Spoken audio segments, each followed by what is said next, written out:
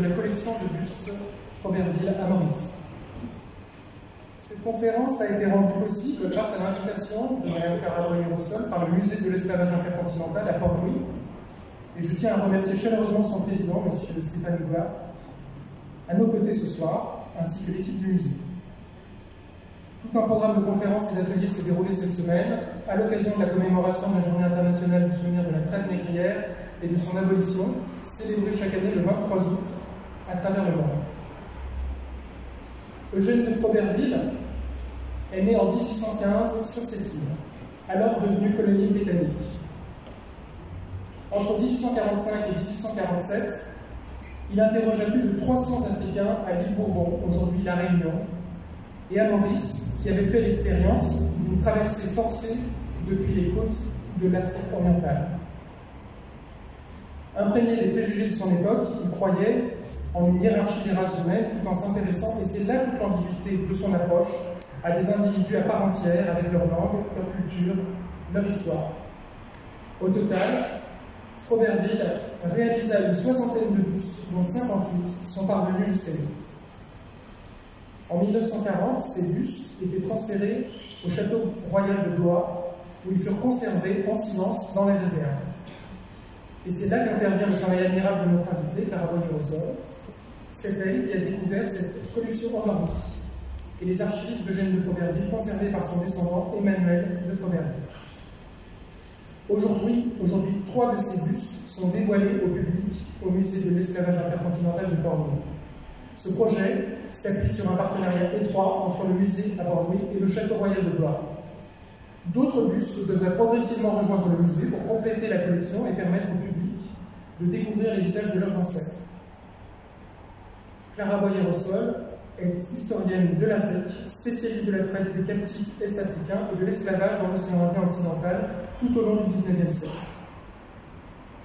Autrice de nombreux articles et chapitres d'ouvrages sur la diaspora mozambique dans l'océan Indien occidental, Clara Boyer-Rossol a co-dirigé avec Marie-Pierre Ballarin l'ouvrage « Les esclavages en Afrique, passé et présent », et avec Anna-Lucia Araújo, je ne sais pas si je prononce bien, et Myriam Cotias, l'ouvrage « Esclavage, représentation visuelle et culture matérielle ». Depuis plusieurs années, Mme Boyer-Rossol explore les liens entre les esclavages, la colonisation et la constitution de collections de restes humains et de bustes moulés sur nature provenant de Madagascar, de Mascarenhas et du Mozambique, qui sont conservés au sein du musée français, deux musées français. Experte sur la question de la restitution des restes humains, elle a été conseillère dans le cadre de l'élaboration de lois en France à ce sujet. Commissaire scientifique de l'exposition Visages d'ancêtres, présentée fin 2024 au Château Royal de Blois, elle est aussi l'autrice du catalogue d'exposition et membre du comité scientifique du musée de l'esclavage intercontinental à Port-Louis. Avant de nous plonger dans l'histoire, je souhaiterais offrir la possibilité de s'exprimer à M. Stéphane Houard, président du musée de l'esclavage intercontinental. Merci pour votre présence et bonne soirée. Stéphane.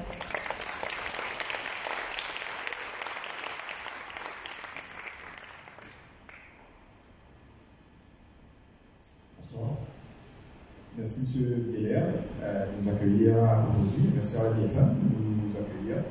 Merci à Estobert d'avoir facilité cet échange. Je tiens en premier lieu à remercier l'IFM qui fait écho au travail que nous faisons déjà au musée intercontinental de l'esclavage, au musée de l'esclavage intercontinental. Et je souhaite rappeler, comme M. Guéler a déjà fait, la tenue de cette activité aujourd'hui s'inscrit dans une semaine d'activité en lien avec la commémoration au niveau global de l'abolition de la traite et aussi de la commémoration de l'abolition de l'esclavage. Et du coup, c'est important aussi de rappeler que la date du 23 août correspond aussi à la révolution d'Haïti, quelques 234 ans de cela. Et tout ce qui se fait à l'IFM se fait aussi en solidarité avec le peuple haïtien dans les difficultés dont le peuple haïtien fait face aujourd'hui. Et je tiens aussi à vous inviter demain à l'université de Maurice, en regardant l'université de Maurice à Eben, Repos. Nous allons avoir une table ronde avec le docteur Clara Boyer-Rossol, entre autres, qui sera animée par l'écrivaine et journaliste Shenaz Patel, qui est juste là. Nous allons aussi avoir le docteur Zimba, Belinga Zimba, de Mozambique. Nous allons avoir le docteur Tanou et le docteur Tambi de Maurice. C'est une table ronde sur le retour, restitution et réparation. Et le samedi, qui va clore en fait notre semaine d'activité, sera deux moments importants. Donc de 13h30 à 17h, ce sera un atelier consultatif sur la réparation. Qu'est-ce que ça voudrait dire pour nous, dans le contexte mondial, quand on parle de la réparation. Et à partir de 18h, ce sera une pièce de théâtre inédite pour l'atelier Pierre Poivre sur l'insurrection de 1695 à Vieux-Ramport. Donc c'est des activités publiques, vous y êtes cordialement invités. Donc nous vivons une période de contradiction majeure et l'éthique du XXIe siècle nous impose de ne pas détourner le regard sur ce fait passé qu'a été l'esclavage et dont les traces et blessures nichées dans le racisme et ses préjugés, les inégalités sociales, la psychologie entre autres, sont encore bien présentes dans nos sociétés. Cette éthique nous oblige à un autre regard sur ce qui se passe autour de nous, afin de nous assurer qu'aucune ignominie des siècles passés ne revienne pour replonger l'humanité dans les épisodes les plus sombres de notre histoire, comme avec ce qui se passe actuellement en Palestine. En même temps, nous ne pouvons pas ne pas nous inquiéter des tendances dangereuses qui traversent notre temps présent. La resurgence d'idées politiques à tendance racisante nous plonge dans ce qu'il convient de qualifier de contre-histoire, en rupture avec ce que Marx qualifie de sens de l'histoire. Avec ces contradictions ambiantes, nous ne pouvons pas prétendre rester neutres. Le statu quo a toujours desservi la cause du progrès. En ce sens, je salue le travail de Dr Clara Boyer-Rossol et la disposition de la famille de Proberville qui, en rendant accessible le travail de leurs ancêtres, permettent à des milliers d'autres personnes de mettre un visage sur le leur et aussi de leur rendre toute leur humanité. Mais nous ne pouvons pas nous arrêter en si bon chemin. Nous devons nous assurer que les bustes restants soient acheminés à Maurice et qu'ils y demeurent. En ce faisant, nous permettons à ce que ces ancêtres moulés à Maurice puissent accueillir à leur tour leurs enfants, petits-enfants, arrière-petits-enfants, et bénéficier d'une paix dont le système de l'esclavage les a privés. En ce faisant, nous permettons à ces milliers de personnes dont les ancêtres furent les esclavés d'être au plus près de leurs aïeux, voire des personnes ayant côtoyé leurs aïeux. En ce faisant, nous honorons la mémoire de Eugène Huet de Proberville, qui a su, à sa façon, sauvegarder l'humanité de nos ancêtres esclavés. En ce faisant, la France demeure constante et cohérente d'une politique qui vise à corriger les injustices dont elle fut l'autrice autrefois sous la colonisation et l'esclavage. Nous ne pouvons pas changer le passé, mais nous pouvons choisir de ne pas perpétuer l'hégémonie de ce passé, et c'est ce à quoi nous invite le sens de l'histoire et tout le travail du docteur Clara Boyer-Rossol, que j'invite maintenant à nous présenter son travail. Merci Clara. Merci.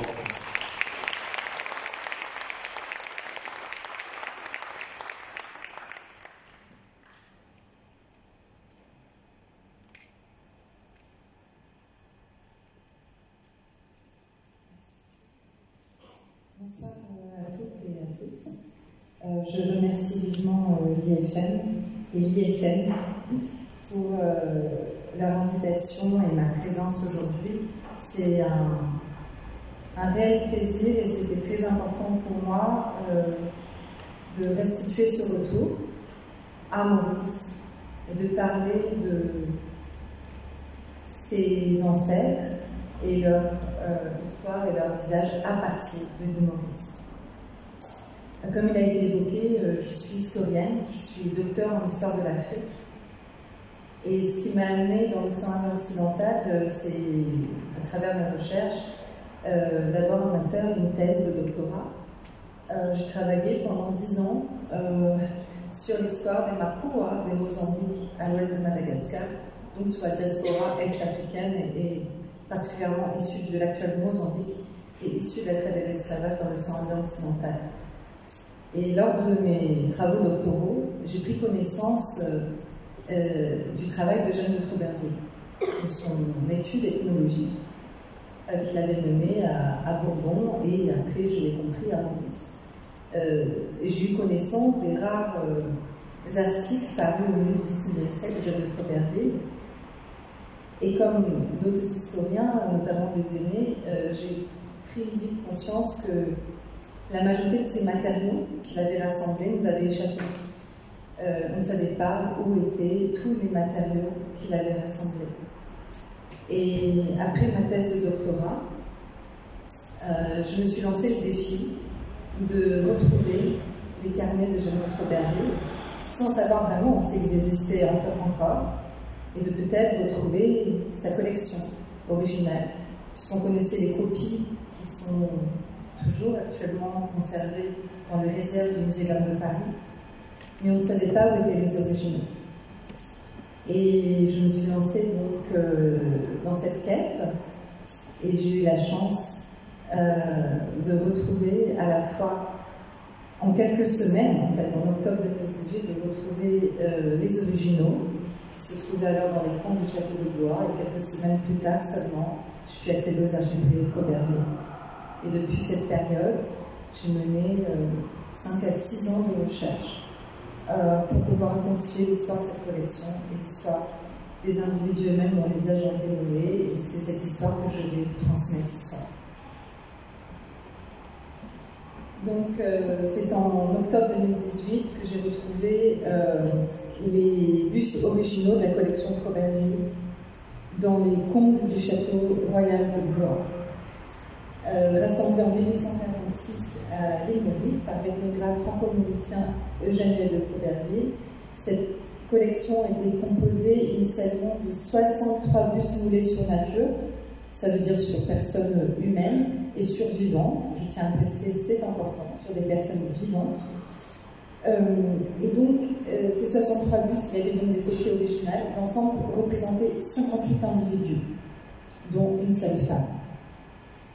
Cette importante collection de bustes anthropologiques du XIXe siècle, en fait, peut-être la plus importante collection de bustes anthropologiques française sur l'Afrique orientale au XIXe siècle, a eu un certain succès, en fait, au XIXe siècle, mais au XXe siècle, peut-être aussi du fait de son héritage avec une histoire sensible, elle est tombée complètement dans l'oubli, tant et si bien que la seule petite plaquette explicative que j'ai retrouvée au château de Blois disait la collection de Jeanne de Froberville qu'il a recueillie en Afrique, alors qu'il n'a jamais mis les pieds en Afrique, et que cette collection, en fait, avait été constituée à l'île Maurice en 1846, donc en période post-abolitionniste. On y reviendra sur tout le contexte de la constitution de cette collection.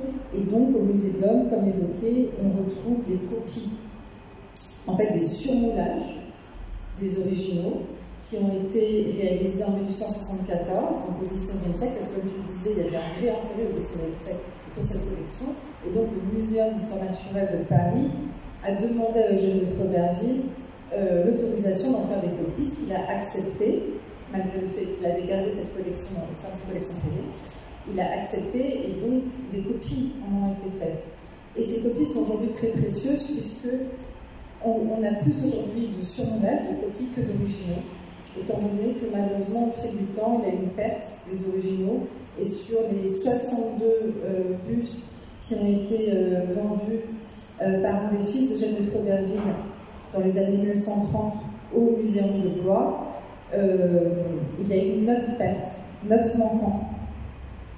Donc il ne reste plus que 53 bustes originaux, c'est tout de même important, à savoir que les bustes en fait sont très fragiles, qu'ils ont quand même plus de 180 ans, il en reste 53 et donc 9 manquants. Mais ces manquants, on les retrouve dans les réserves du Musée de l'Homme à travers des copies. Et c'est comme ça que j'ai découvert la présence d'une femme parmi cette collection, Mouloutiwa, qui est une Lily. On en reparlera plus tard. Donc, quelques semaines seulement après avoir redécouvert la collection originale, j'ai accédé aux archives privées de Froberville en novembre 2018 et ça a été assez extraordinaire puisque ce sont des archives extrêmement importantes qui ont été ainsi mises à jour. Donc, ces archives privées ont été constituées quand même sur près de 200 ans. 200 ans de transmission au sein des huettes de Froberville entre l'île Maurice et la France. C'est vraiment une histoire de transmission à travers les générations de Froberville. C'est une histoire aussi de livres, de circulation de livres, de manuscrits, une histoire de génération de lettrés de Froberville et aussi de compilateurs et de travaux sur Madagascar et les Mascareignes, principalement au cours du XIXe siècle. En fait, Eugène Huet de Froberville, qui était lui-même né à Maurice en 1815, est le petit-fils de Barthélemy Huet de Froberville, que vous connaissez peut-être de nom, qui était installé à l'île Maurice, alors Île-de-France, dès la fin du XVIIIe siècle. Et il avait hérité des manuscrits de son grand-père sur Madagascar, qu'il avait ensuite lui-même augmenté cette collection de manuscrits précieux, et lui-même avait également fait des travaux sur la culture orientale. C'est vraiment, de génération en génération, une bibliothèque qui s'est enrichie et qui ensuite a été rassemblée. Ensuite, on y reviendra à Eugène de Froberville en France, justement, non loin de Blois. Donc, alors, ces archives n'étaient plus dans l'ancien château de la Pigeonnière à côté de Blois, mais je les ai retrouvées au sein d'une demeure en particulier dans le sud-ouest de la France. Et ce particulier n'était autre que M. Emmanuel Huet de Froberville, un descendant d'Eugène de Froberville, qui a été le gardien de ces archives et qui les a conservées pendant des décennies et qui a eu la très heureuse intuition de ne pas les vendre et de les garder, et ce qui a représenté un vrai effort aussi, puisque le volume est très très conséquent de ces archives. Donc ça représente une cinquantaine de cartons et plus de 600 titres. Et ce n'est qu'une infime partie de l'ancienne bibliothèque Froberville, mais avec des pièces extrêmement précieuses, notamment des originaux. Et parmi donc tous ces vastes fonds, j'ai retrouvé les carnets d'Eugène de Froberville. Je ne m'étais pas imaginé une seule seconde de l'ampleur de ces carnets. C'est 11 carnets qui représentent plus de 1000 pages manuscrites, 2 synthèses manuscrites, en tout plus de 1600 pages manuscrites, et avec l'ensemble des correspondances et des notes éparses, j'ai travaillé sur encore plus de 2000 pages manuscrites. Donc c'est vraiment des archives très... Et là je parle que des fonds concernant l'étude de Eugène de Froberville sur l'Afrique orientale, pour vous dire l'ampleur de ces fonds. Donc, entre 2018 et 2023, j'ai mené 5 ans de travail de recherche sur ces archives en collaboration avec M. Emmanuel Huet de Froberville, que je remercie bien sûr très vivement, puisqu'il m'a vraiment accueilli en fait tout simplement chez lui, où j'ai fait beaucoup de visites et des séjours plus ou moins longs pour travailler ensemble sur ces archives. Donc nous avons fait un travail dit de récollement, un travail visant à comprendre la constitution de ces fonds, un inventaire aussi, et une numérisation. Nous n'avons pas fait une campagne professionnelle, elle sera faite après, mais déjà une numérisation dite artisanale, puisqu'il avait déjà bien sûr conscience de l'importance de ces archives et qui, pour certaines, il n'y a pas de copies, hein, ce sont des originaux, et donc la numérisation, c'est aussi une manière de les sauvegarder. Donc, c'était 5 ans de faire ce travail à la fois de compréhension, de conservation et aussi de dialogue. Et M. Emmanuel Huet de Froberville a vraiment, je pense, pris conscience au fur et à mesure des années vraiment de l'importance historique de ces archives, non seulement pour les Maurice, mais même pour les îles de l'océan occidental en général. Et il a fait vraiment des gestes à saluer, c'est qu'il a vraiment permis de rendre ces archives accessibles, d'abord à l'île Maurice, à travers un retour symbolique Nous avons conceptualisé un lot d'archives numérisées dont j'ai proposé un inventaire et qui comprennent l'ensemble des carnets d'Eugène de Froberville, ainsi que d'autres sources, notamment des dessins de la plume d'Eugène de Froberville. Et donc ce lot d'archives numérisées a été donné, a fait l'objet d'une donation de la part du propriétaire, Emmanuel de Froberville, à l'ISM. Et aujourd'hui, ce lot d'archives numériques donc, est abrité et à l'ISM qui en est le gardien. C'était le premier retour symbolique des archives à l'île Maurice. Et puis la même année, en novembre 2023, finalement, M. Emmanuel de Froberville a fait ce geste vraiment à saluer, de faire don de la quasi-entièreté de ses archives privées aux archives nationales françaises. Il y a eu un transfert, il y a eu surtout un énorme travail d'inventaire, d'actualiser l'inventaire. Et je salue d'ailleurs le travail des équipes des ANOM, des Archives nationales d'outre-mer, avec qui nous avons collaboré pendant plus d'1 an pour rendre cet inventaire accessible à tous et surtout ces archives.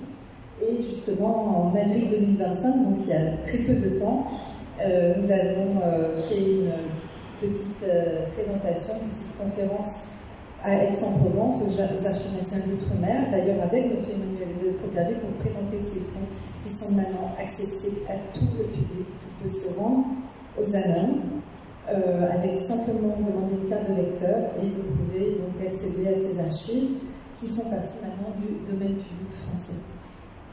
Et vous pouvez d'ailleurs, même à l'île Maurice même, partout dans le monde, taper sur Google Archives nationales d'outre-mer, fonds Froberville, et vous allez tomber sur cette page des ANOM avec l'inventaire complet de ces archives privées qui en distinguent plusieurs sous-fonds, si on peut dire. Je voudrais encore souligner l'importance de ces archives, comme je vous ai dit, qui représentaient plus de 600 titres et qui représentent surtout la plus importante donation d'archives privées sur l'océan Indien dans l'histoire des ANOM.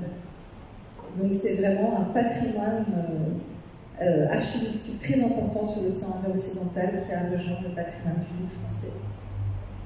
Et les noms maintenant de Barthélemy, d'Eugène, aussi de leurs descendants sont maintenant inscrits à jamais, si on peut dire, dans le patrimoine public français, grâce à M. Emmanuel de Froberville. Nous en avons fait un livre, l'histoire des archives privées de Froberville, qui est sorti récemment, qui n'est pas encore disponible à l'île Maurice, mais nous allons en discuter avec l'éditeur pour le rendre disponible, qui introduit toute l'histoire de ces archives et qui en donne beaucoup d'illustrations, qui a été conçu vraiment comme un ouvrage pour feuilleter des archives, si on peut dire. Alors, très rapidement, pour vous présenter ces archives, j'avais distingué 2 principaux fonds, les fonds rassemblés par Barthélemy de Froberville et puis les fonds rassemblés par son petit-fils Eugène de Froberville. Donc Barthélemy de Froberville, comme je vous disais, était un compilateur, un auteur aussi, qui avait rassemblé à peu près tout ce qui s'écrivait à l'époque. Quand je dis l'époque, c'est fin 18e, début 19e, sur Madagascar. Il avait lui-même écrit une œuvre très importante qui s'intitulait le Dictionnaire Malécas et qui n'a jamais été publié. Il avait vendu une très grosse partie de sa collection de manuscrits au gouverneur Farquhar, que vous devez connaître peut-être de nom, gouverneur de l'île Maurice, qui à cette époque-là avait toute une visée politique de diplomatie avec le roi de Madagascar, et donc il s'intéressait tout simplement à avoir plus d'informations sur Madagascar, et c'est pour ça qu'il a acheté à titre privé la collection de manuscrits de Barthélemy, mais fort heureusement, et c'est ce que les chercheurs ne savaient pas puisqu'ils n'avaient pas eu accès aux archives Froberville, Barthélemy en avait fait des copies originales, puisqu'aujourd'hui la collection Farquhar se trouve au British Museum, et donc en France nous n'avions pas ces manuscrits, en tout cas dans le domaine public, mais aux archives privées de Froberville, je me suis rendu compte qu'il y avait tous les manuscrits, et même des originaux qui ne se trouvent pas au British Museum.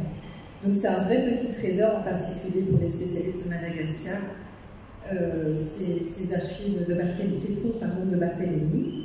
Et puis, deuxième grand fonds, les fonds d'Eugène de Froberville qui vont nous intéresser ici.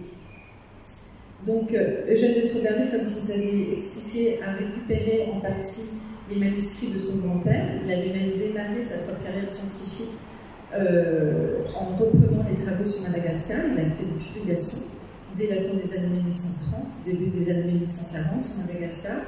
Et en fait, quelque part, pour lui, ça a été une carte de visite d'avoir les manuscrits de son grand-père pour entrer un peu dans les cercles savants de l'époque, des dits orientalistes. Et ça lui a permis d'intégrer même des sociétés savantes, parmi les plus importantes de l'époque d'ailleurs. Il a fait partie de la Société de géographie et un des premiers membres de la Société ethnologique de Paris. Et ensuite, lui-même s'est spécialisé sur l'ethnologie de l'Afrique orientale. Et au début des années 1840, il propose à la Société de géographie de mener une vaste étude sur les dites, et je cite, races et langues de l'Afrique orientale au sud de l'équateur, c'est-à-dire au sud de Zanzibar, en gros le sud-est africain.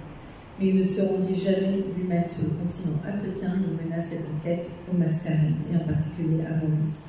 En effet, il avait le projet de faire un voyage de retour dans son île natale, et en fait, pour de tout autres aspects, en fait, pour des aspects davantage personnels, familiaux et financiers aussi. Il voulait récupérer une partie des capitaux de son père, Prosper, qui était décédé et qui avait laissé 6 compagnies commerciales à Maurice et beaucoup d'argent, en fait, qu'il voulait récupérer. Et il a profité tout simplement de ce séjour pour mener son enquête.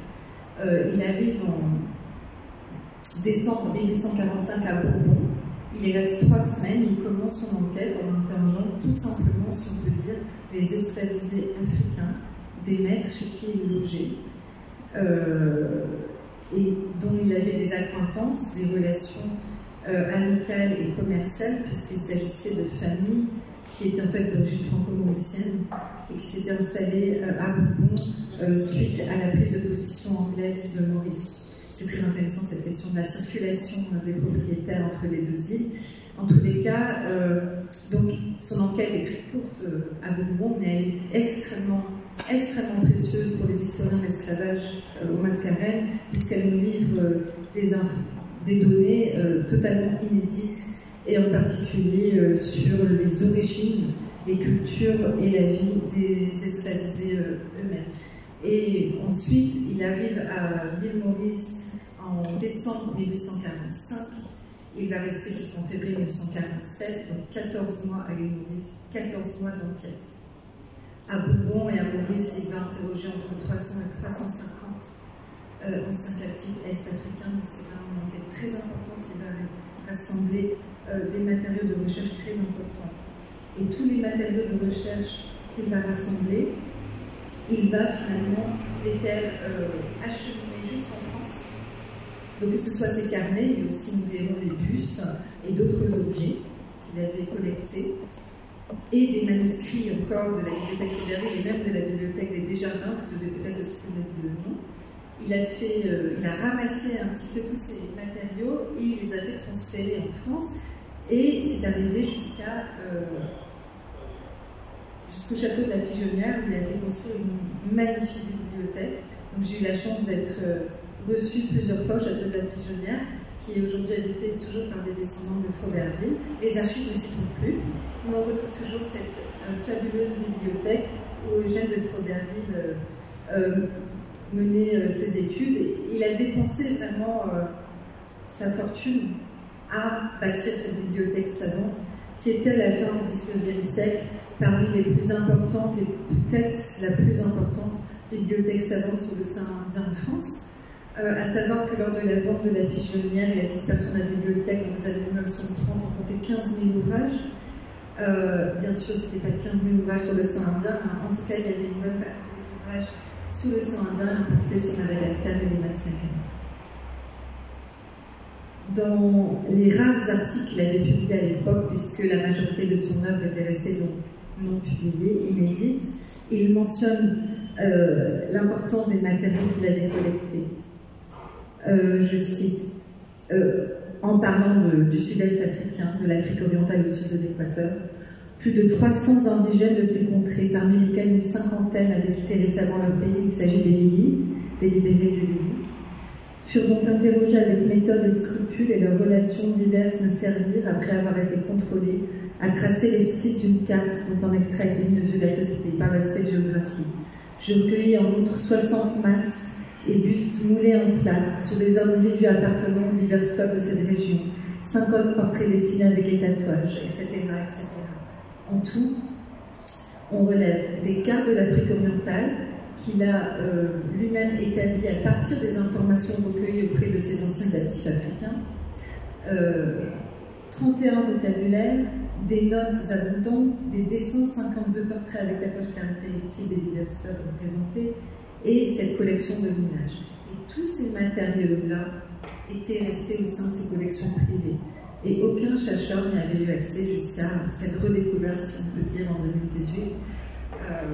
Autant vous dire un trésor pour une historienne.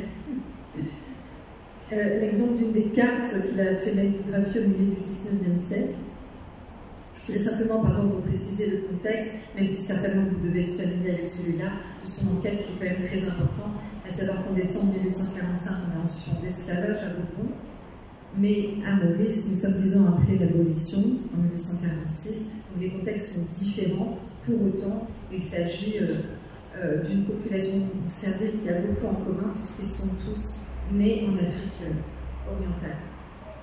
Donc cette carte est très émouvante quand on peut la relier aux individus qui ont été interrogés, puisque en fait, elle a été établie à travers donc, les témoignages, les savoirs qui ont été recueillis auprès de ces anciens esclavisés à l'île Maurice. Et on retrouve même les noms de localités où ils sont nés. Il s'agit, du sud de la Tanzanie actuelle. Ici, un exemple, un extrait d'un de ces carnets, où vous voyez des listes de vocabulaire. Ici, le vocabulaire Makwa. Le Makwa est la principale langue encore parlée au nord du Mozambique.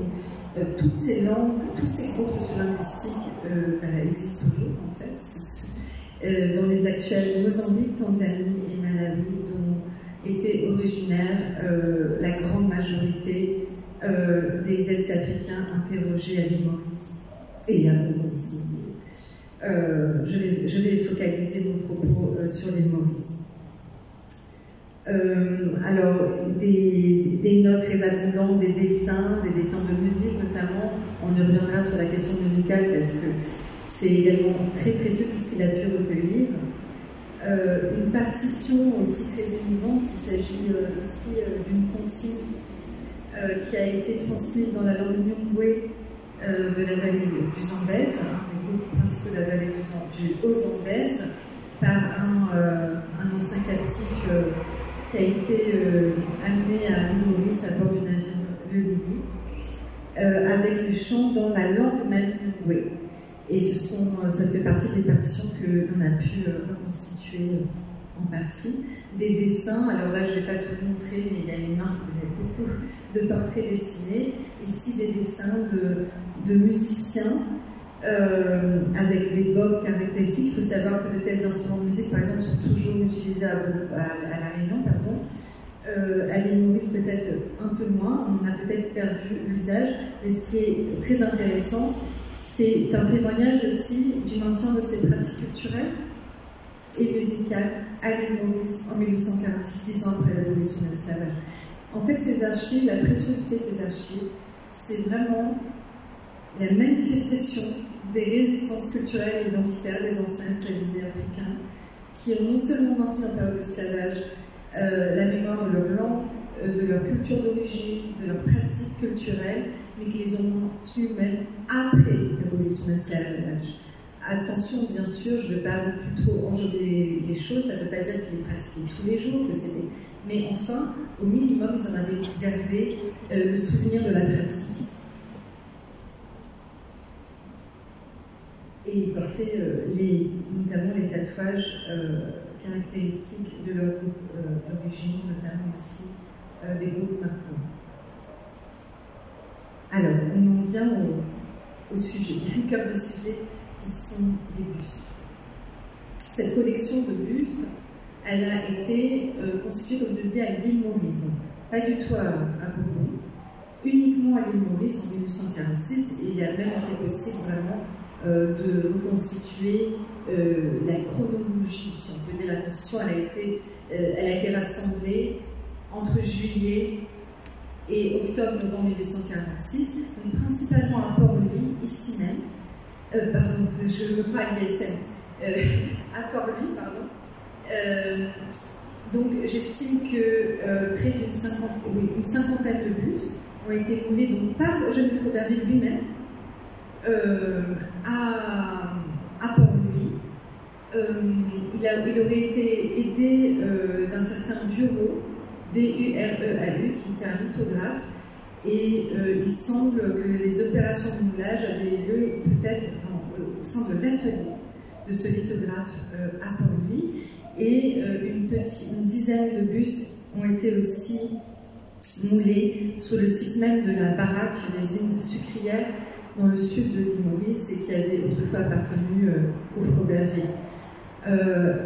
La grande majorité des 58 personnes représentées étaient des hommes qui étaient d'anciens captifs est-africains et dont la majorité, très grande majorité, ont été déportés dans le cadre de la traite illégale des esclaves entre les années 1810 et 1830 à l'île Maurice, où ils ont été asservis et principalement exploités dans les champs, dans les plantations, et en particulier dans les plantations sucrières.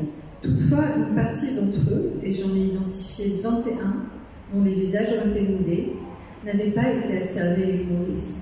Et c'était d'anciens captifs aussi, mais qui avaient été libérés en mer par les Britanniques et conduits en juin 1840 à Port-Louis.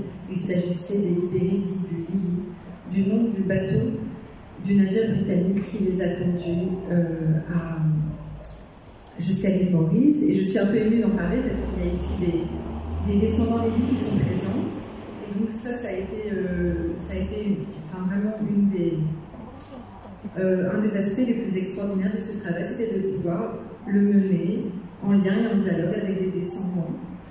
Alors j'espère aussi peut-être qu'à l'avenir on pourra retracer des descendants d'autres, et notamment d'anciens esclavisés dont les visages ont été moulés, mais enfin cela permet vraiment de les rendre d'autant plus proches et d'autant plus réhumaniser cette collection. Donc comme vous le voyez, cette collection, alors je le répète, ça a été moulé sur nature, sur personnes vivantes. Donc cette collection a été considérée par Eugène de Froberville comme son trésor ethnologique.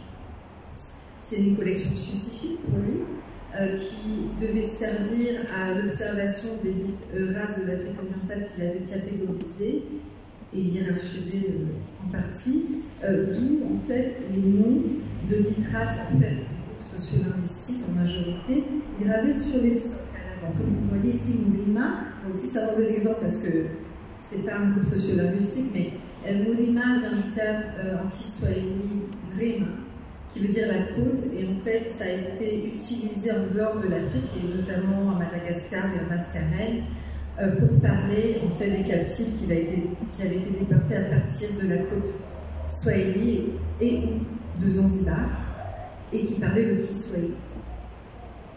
Donc, mais beaucoup de, c'est pour ça que c'est un mauvais exemple, mais beaucoup de noms de groupes gravés sur les socs sont des noms de groupes qui existent toujours, qui sont des vrais groupes sociolinguistiques que l'on retrouve, comme je vous le disais, au Mozambique, en Tanzanie ou au Malawi. Donc ici, il s'agit de Malungu dit Pollux, du groupe dit Mulima, et vous le voyez à l'intérieur de la cavité, à l'arrière du buste, on peut lire ces inscriptions secondaires qui sont en fait son nom, ses noms, puisque Eugène de Froberville a recueilli les 10 noms d'origine, en des pincettes, en tout cas les noms que ces individus ont portés à un moment donné dans leur parcours en Afrique, et des noms assignés à l'Église et leur nom de groupe. Et ces inscriptions, on ne les trouve que sur les originaux, on ne les trouve pas sur des compilations de moulages musicales. Et donc, d'où l'importance de ces originaux et de l'importance qu'ils reviennent aussi à l'île Maurice, c'est que ces inscriptions m'ont permis de les identifier. Vous voyez sur cette photographie du début du XXe siècle, on voit bien la collection entreposée sur le haut de la corniche. Donc ici, c'est à l'antichambre de la bibliothèque, c'est au château de la Pigeonnière. Le monsieur qui tient le violoncelle, c'est Lucien de Froberville, donc un des fils de Jeanne de Froberville, qui a fait un travail extraordinaire de conservation de la bibliothèque d'ailleurs. Et vous voyez aussi des objets, j'en profite pour en parler des objets, qui sont exposés sur le mur. En fait, Jeanne de Froberville avait même constitué un petit musée ethnographique dans un autre château attenant. Il avait en effet, lors notamment de son voyage à l'île Maurice, collecté beaucoup d'objets, et notamment des instruments de musique africains, est-africains, ainsi que des lances et d'autres objets culturels qu'il a fait acheminer jusqu'à son château en France. Malheureusement, ces objets-là, alors, à part peut-être un pop, mais on ne les a pas retrouvés, cela a été dispersé avec le temps. Donc, comme évoqué, grâce aux archives de Froberville, j'ai pu reconstituer, et cela m'a pris quelques années, l'histoire de cette collection et l'histoire des individus eux-mêmes. Les lieux des opérations de moulage, les contextes aussi. Ce qui est très intéressant à garder à l'esprit, c'est que les personnes qui ont été moulées faisaient partie de ces informateurs. Et c'est pour ça qu'on a autant d'informations sur eux dans ces carnets, c'est qu'en fait, ils les avaient interrogés, tout simplement. Donc, ils n'ont pas été, si on peut dire, que moulés. Ils ont passé des entretiens, parfois pendant plusieurs jours, parfois pendant plusieurs semaines, avec Eugène de Froberville. Donc, il y a toute une relation aussi qui s'est instaurée entre eux, évidemment, dans un contexte de domination, même si on n'était plus dans un contexte esclavagiste, donc dans un contexte post-abolitionniste, mais évidemment, cela relevait de relations de domination. Je pourrais revenir éventuellement, s'il y a des questions dessus, sur tout ce contexte de l'abolition et de la science des races, pour vous résumer très succinctement l'état d'esprit de Jeanne de Froberville. Il avait vraiment épousé les idées en fait les plus progressistes de son temps. Il avait embrassé les idées abolitionnistes à Paris. Et il faut se représenter que il était d'origine franco-mauricienne, mais il avait quand même évolué à Paris, dans les cercles les plus prestigieux, savants, etc. Il lisait tout ce qui se faisait de plus actuel, et il avait donc embrassé en partie les idées abolitionnistes. Surtout son séjour à Bourbon l'avait convaincu de la nécessité d'abolir l'esclavage dans les colonies françaises. C'était un témoignage fort de la part d'un membre de l'élite coloniale. Et en même temps, il est dans toute cette mouvance de la science des races, du début de l'ethnologie, mais qui n'est pas encore la science des races de la fin du XIXe siècle, qui va être vraiment une raciologie extrêmement rigide. Là, on est dans un début de conceptualisation racialiste.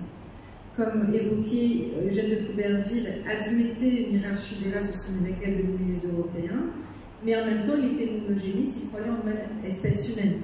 Donc en fait, c'est un personnage qui était ambigu, mais encore une fois, qui était quand même assez progressiste pour son temps, mais en tout cas, qui nous a livré des archives extrêmement fournies, puisqu'il était très méticuleux, il notait absolument tout, et il a fait vraiment presque une véritable enquête sociologique pour son temps.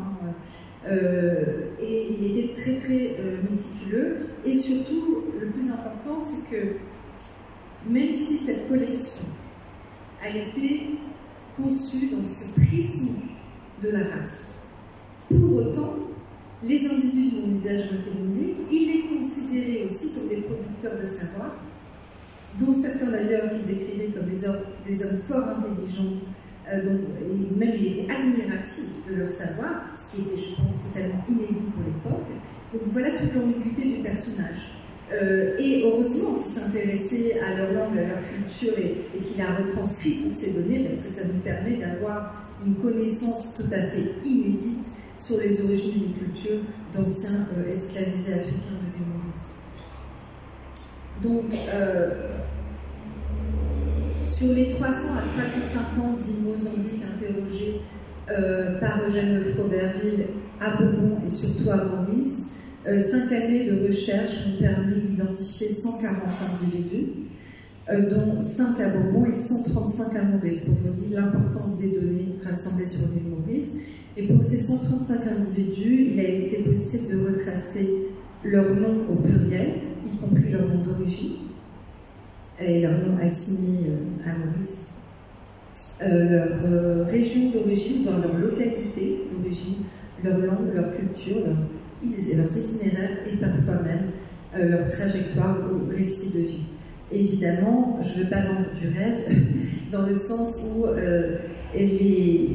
notamment les récits de vie que j'ai pu reconstituer sont inégaux, bien sûr, selon les données dont on dispose, mais enfin, ça reste tout de même assez exceptionnel d'avoir pu reconstituer ces micro-histoires, si on peut dire, dans un contexte où on dispose peu, voire pas, de récits de vie d'anciens esclavisés pour les mascarés. Donc cela permet en fait de produire un récit historique tout à fait inédit.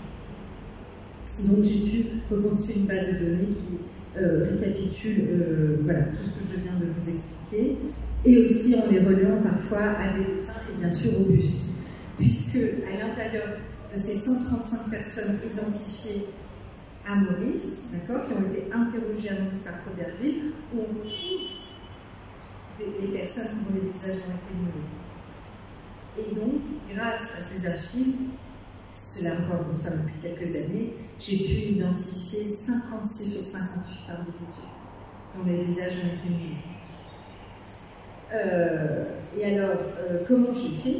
Tout simplement, comme évoqué tout à l'heure, en analysant les inscriptions secondaires sur les bustes originaux et en les reliant avec la base de données que j'avais effectuée à travers l'analyse des carnets, des synthèses, des correspondances, tout ce corpus analysé d'archives de Eugène de Froberville, et ça m'a permis de faire une autre base de données sur les individus, les personnes dont les visages ont été mués.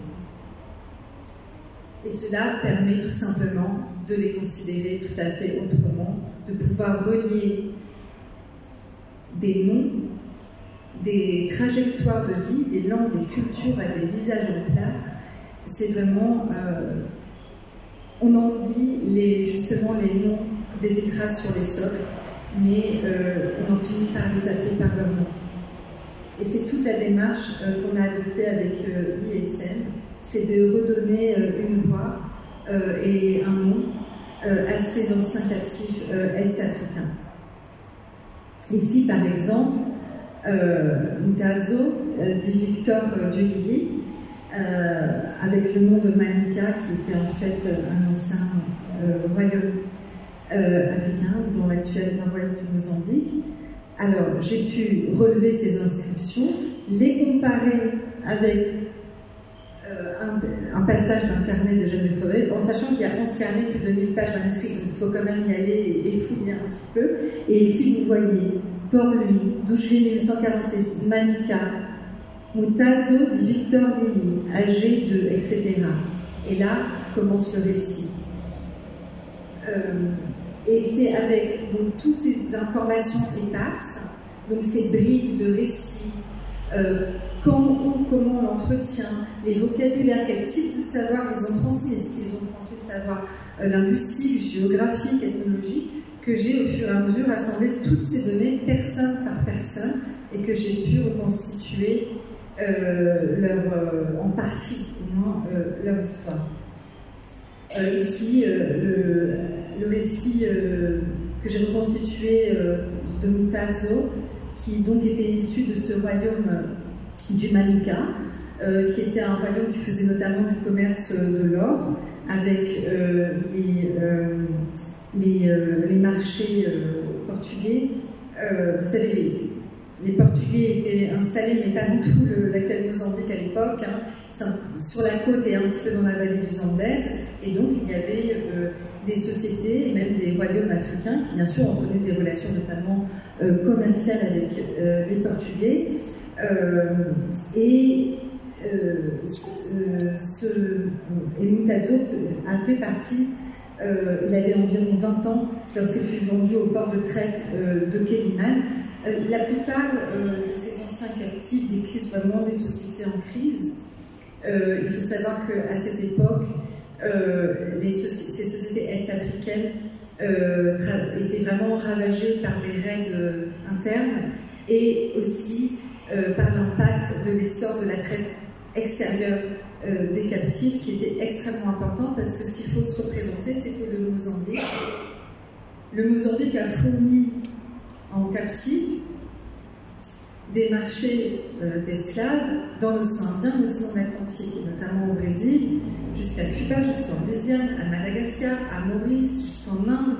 Et au XIXe siècle, le boom de la traite dans l'océan Indien, c'est une des principales sources d'approvisionnement, c'est le Mozambique, ou le Malawi à travers le Mozambique. Donc, c'est très intéressant d'avoir, pour faire une histoire des traites et des esclavages de cette période, les témoignages des personnes concernées elles-mêmes, évidemment. Et donc, Mutazzo a fait partie de ces captifs qui ont été transférés à bord du navire brésilien le José à destination de Rio de Janeiro, mais qui, donc, comme évoqué tout à l'heure, a été intercepté par une patrouille britannique, une partie des captifs transférés à bord du navire le Lily et conduit jusqu'à l'île Maurice en juin 1840. Il a fait partie des 265 survivants, à savoir qu'il y a eu une soixantaine de morts pendant la traversée des mers. Et parmi ces 265 survivants, il y avait une cinquantaine de dits africains libérés du Lily, une cinquantaine d'entre eux ont été dits engagés à Port-Louis, et Fauberville a pu accéder à la cinquantaine de Lily de Port-Louis, et parmi ceux qu'il a interrogés, j'ai pu en identifier 24, et parmi ces 24, 21 dont les visages ont été brûlés, donc c'est quand même, ça représente un groupe vraiment très important. Ce qui est intéressant dans le cas d'Élité, c'est qu'on peut le recouper avec les archives coloniales britanniques. Donc, du point de vue du travail muséographique réalisé autour des bustes, l'approche, bien sûr, une approche biographique, ça veut dire, comme évoqué, renommer et relier ces visages en plâtre à des portraits de vie, des récits de vie qui ont été reconstitués, et c'est une manière de les aborder en tant que visages incarnés et les considérer dans leur historicité comme des sujets d'histoire, et aussi surtout dans leur individualité. J'insiste dessus parce qu'ils ont été catégorisés comme des dits représentants de soi-disant races, ce qui gommait complètement leur individualité, leur personnalité, leur singularité. Et donc toute la démarche, c'était aussi de les réindividualiser et de leur donner toute leur singularité, la singularité de leur origine, de leur langue, de leur parcours. Chacun avait un parcours différent. Ça montre aussi toute la complexité de l'histoire de la traite et de l'esclavage. Et même au sein des Lily, les libérés du Lily avaient eu des parcours très très diversifiés. Certains avaient déjà été asservis, d'autres pas du tout, venaient d'être kidnappés. Certains étaient des enfants, d'autres des adultes. Et voilà, et c'était très important aussi de montrer la diversité de leur parcours. Donc une première exposition dématérialisée a été conçue dans le cadre d'un partenariat entre le musée du Château Royal de Blois, où est conservée la collection originale, et l'ISM à Port-Louis. Donc l'idée, c'était déjà un premier retour symbolique, dématérialisé de cette collection. C'est pour ça que cette exposition a été conçue à travers des photographies et des vidéos. Alors les vidéos représentent 12 bustes dont on a fait des captations 3D et qu'on a reliés à aussi des récits de vie que j'ai reconstitués et qui ont été écrits donc à la première personne et traduits en créole mauricien et mis en voix par des Mauriciens et notamment par des Lily ici présents, par des descendants eux-mêmes. Et donc c'est vraiment, ça a été conçu comme une exposition participative et évolutive, itinérante et qui continue à évoluer, à se métamorphoser. Alors, ce qui était aussi important, c'est que vous voyez, même si nous n'avions pas encore de bustes originaux matériels, c'était d'inscrire une démarche. La démarche, pour moi, avant tout, c'était de les renommer. Ça veut dire que, alors là, je n'ai pas fait de zoom, vous m'excuserez, mais bon, vous devez voir qu'il y a des lignes en dessous des photographies, des images, et donc ces lignes, c'est leur nom. Dont leur nom d'origine quand on les a, leur nom donné à Maurice, leur nom de groupe d'origine, de groupe socio-linguistique au Mozambique, en Tanzanie, au Malawi, leur pays d'origine, Et donc, juste ça, cette nouvelle carte d'identité, si on peut dire, déjà, c'était inscrit cette démarche-là. Et puis, ces vidéos, ça a été un magnifique matériau aussi qu'on a produit vraiment dans le cadre de ce projet RDSM. Et donc, une partie de ces matériaux qui ont été produits ont voyagé dans l'autre sens, à nouveau, en France, pour une exposition qu'on a fait récemment. Donc ici, ce sont les récits de vie numérisés que donc on peut écouter. Et d'ailleurs, cette exposition fait partie du parcours permanent. Vous pouvez aller à l'ISM et la voir. Là, en Chine, comme évoqué, les personnes identifiées, les personnes dont les usage ont été menés, les achats très importantes qui ont été dépouillées pour ce faire. Et oui, pardon, j'avais oublié les choses les plus importantes, ce sont aussi les musiques qui ont été reconstituées grâce à un partenariat entre le musée donc, de l'esclavage intercontinental et le Conservatoire national de musique de l'île Maurice. Et je salue aussi Claudie Rico qui a mené ça d'une main de maître. Et ça a été des moments extraordinaires qu'on a vécu ensemble dans les studios. En effet, Claudie Rico a tout de suite vu l'importance en fait, de cet héritage-là, aussi musical, qui est tout à fait original, si on peut dire, parce que peu avait été sauvegardé de la sorte. Et donc, on a reconstitué 5 morceaux, dont 2 ou 3 avec des chants. Voilà, c'est ça. Et ces musiques, le plus merveilleux, c'est qu'on a pu les relier à des personnes qui les ont transmises. Et c'est ainsi qu'on les a intégrés aux vidéos des personnes concernées, dont les bustes ont été captés en 3D. Vous suivez? Oui.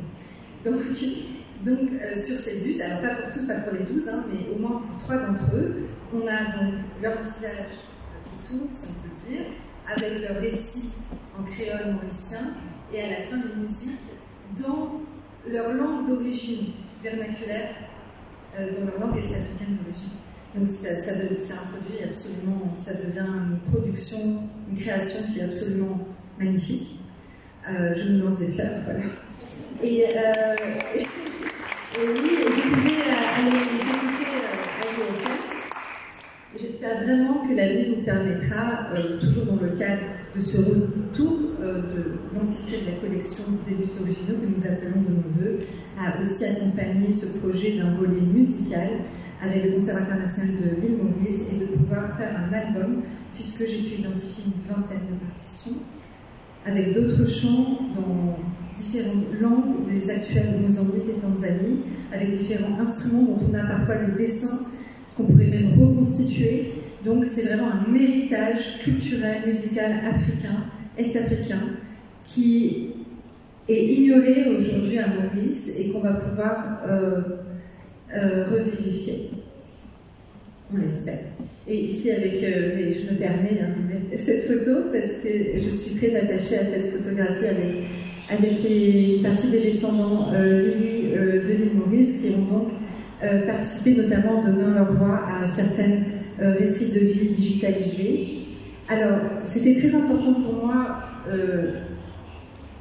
de pouvoir concevoir ce projet muséographique en dialogue avec des descendants et surtout en France en fait, puisqu'il faut savoir qu'il y a aussi des Lili en France, n'est-ce pas, les cousins en France, et donc il y a eu aussi des restitutions de l'histoire des Lili aux Lili eux-mêmes, et puis beaucoup de dialogue avec eux sur qu'est-ce que vous pensez de montrer ces visages, comment vous voulez qu'on les montre. Et c'était très important pour moi d'avoir leur ressenti, leur impression et surtout leur accord. Parce qu'en fait, en France, ça se pose complètement différemment de pouvoir exposer ces bustes qu'à l'île Maurice. Autant à l'île Maurice, on peut en faire des affiches de 10 mètres et il n'y a pas de problème, si on peut dire, parce que en majorité, les Mauriciens, et tout de suite, il y a une relation qui se crée avec ces bustes qui sont des bustes d'ancêtres, en fait. Des bustes d'ancêtres africains. Et c'est intéressant cette question d'affiliation parce qu'en fait les descendants ne sont pas que des descendants biologiques, c'est des descendants historiques, c'est des descendants symboliques. C'est presque même n'importe quel Mauricien peut se reconnaître une relation avec ces bustes. Mais alors en France, c'est très différent. La relation qu'on peut avoir avec ces bustes, ils sont beaucoup plus associés justement à toute cette histoire de science des races. Et alors, au départ, il y avait beaucoup plus de réticence, au départ, pas après, mais au départ en France. Et donc, j'étais bien embarrassée, notamment pour communiquer visuellement sur la collection. Parce que certains, même de mes confrères, qu'ils soient historiens ou professionnels, alors, moi peut-être le professionnel du patrimoine, en tout cas certains de mes collègues me disaient mais non, tu ne peux pas montrer ça, c'est pas possible, c'est refaire le jeu quelque part de la racialisation, etc. Et donc j'étais vraiment très très embêtée.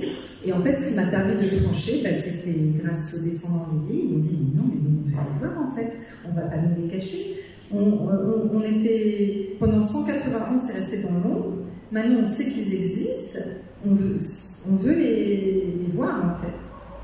Et donc c'est pour ça qu'en France, nous avons communiqué, que ce soit les panneaux, les pancartes, même les annonces, nous avons toujours communiqué avec des bustes de Lily, de descendants de dits libérés de Lily, puisque nous pouvons nous reposer sur l'accord des descendants.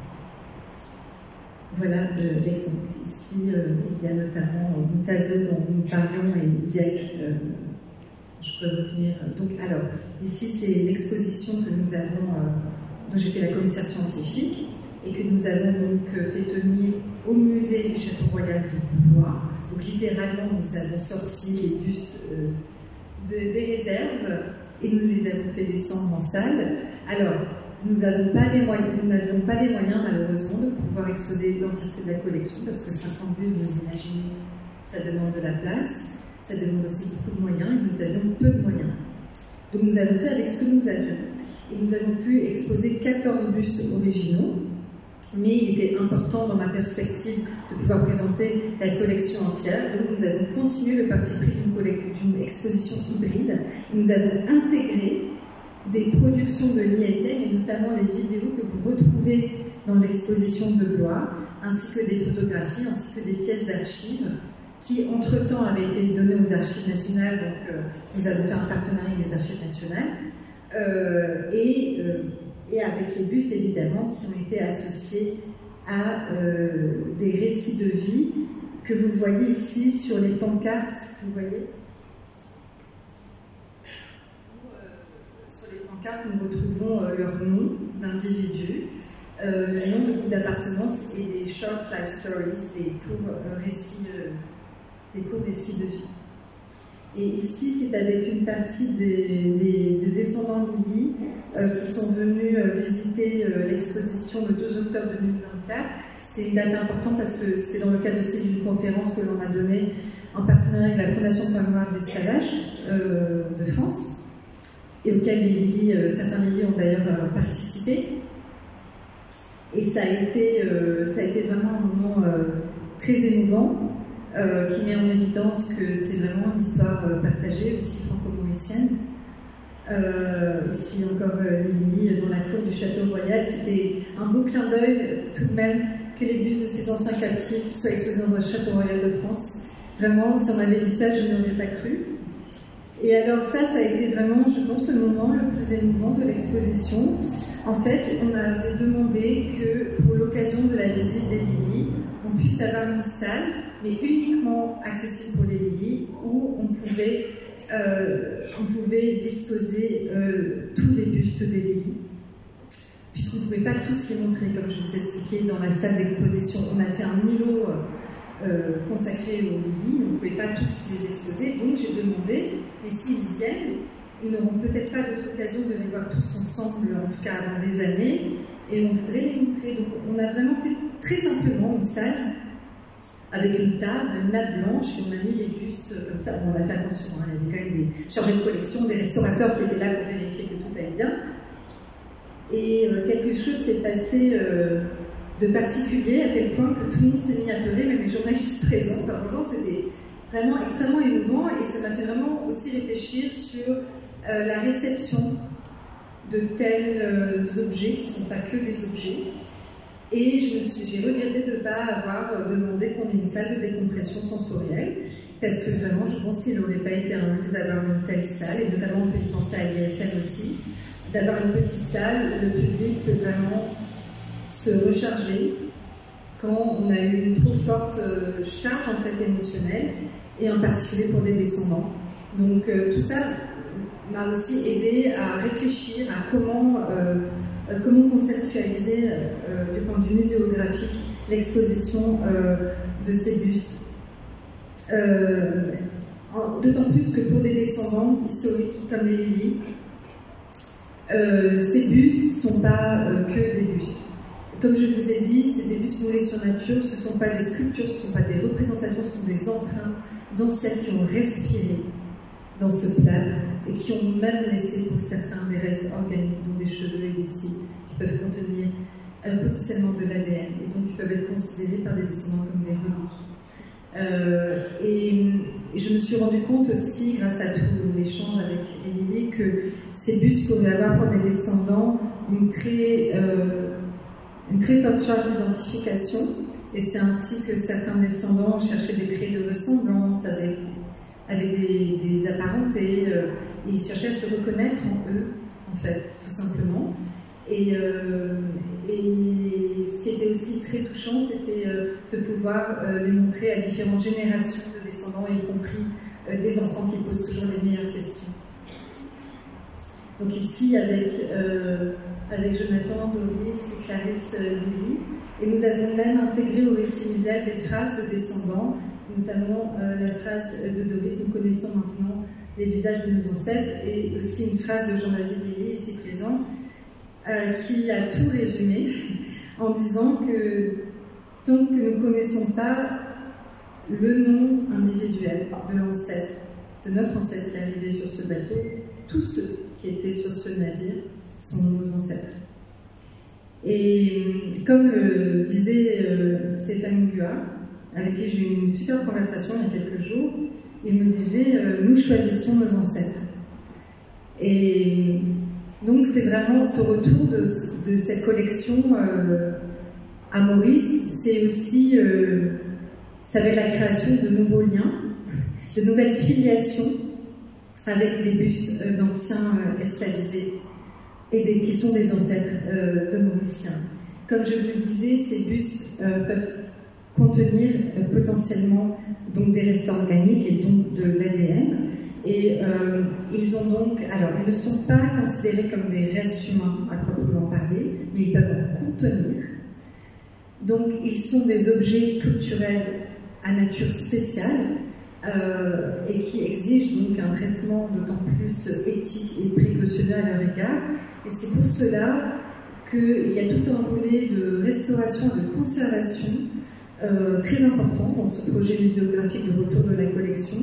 Et c'est ainsi que ce recours s'accompagne d'une part d'une restauration des bustes, parce qu'ils sont restés longtemps dans la poussière, donc il fallait quand même les dépoussiérer. Alors de manière encore très précautionneuse, parce qu'il ne faut pas enlever, s'il y a des restes organiques qui sont dessus, tout simplement.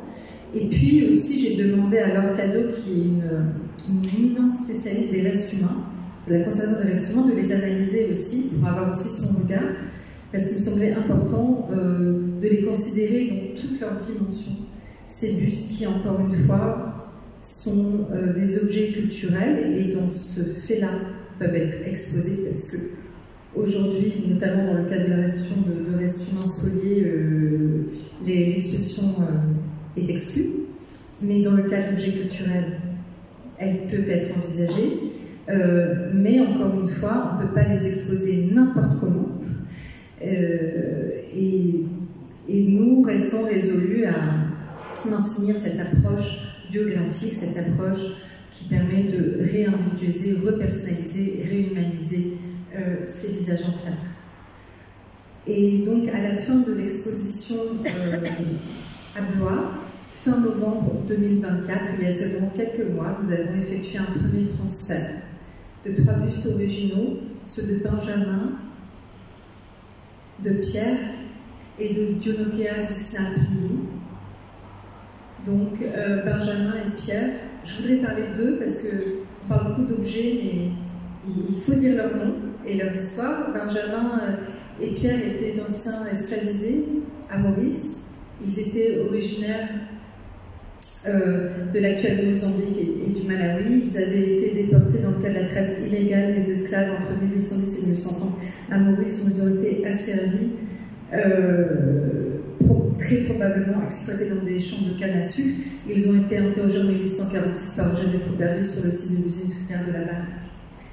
Et tandis que, vous le voyez sur votre gauche, Dionocléa, Disnap Dulili, faisait partie de ces captifs dits libérés en mer par les Britanniques et donc conduits à bord du navire le Lily à Maurice. Et peut-être que vous le voyez ici, son visage est vraiment petit. En fait, il était très très jeune. En 1846, il avait 16 ans environ. C'est-à-dire qu'il avait 10 ans quand il a été déporté. Une grande partie des Lily étaient des enfants.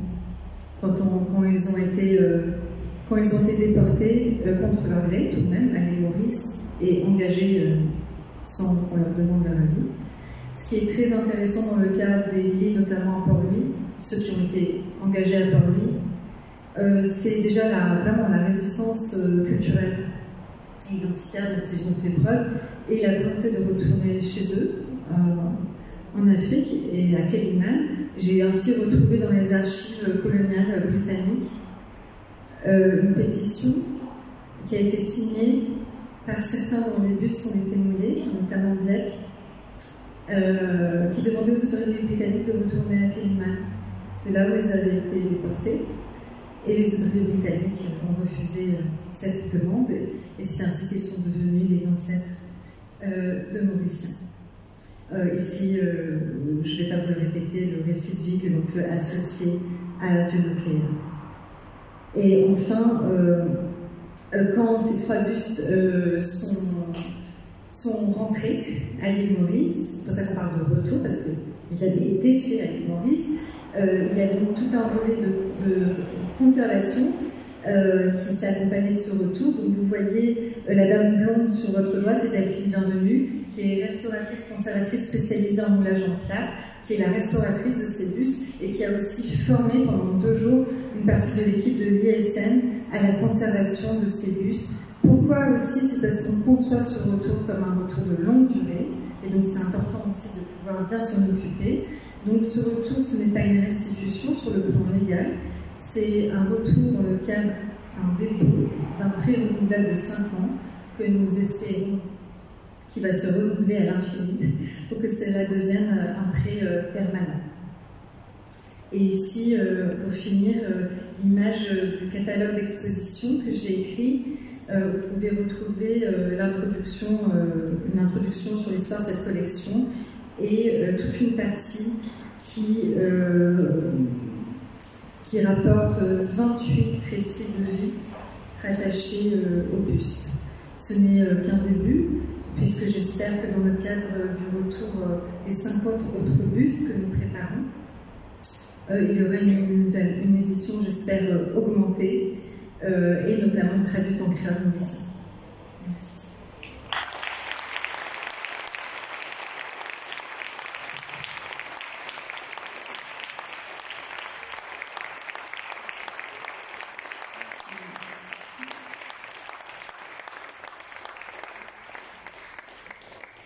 Je suis désolée, j'ai été peut-être un peu longue, mais en tous les cas, si vous n'êtes pas pressé, qu'il y a des questions, c'est avec plaisir que je pourrai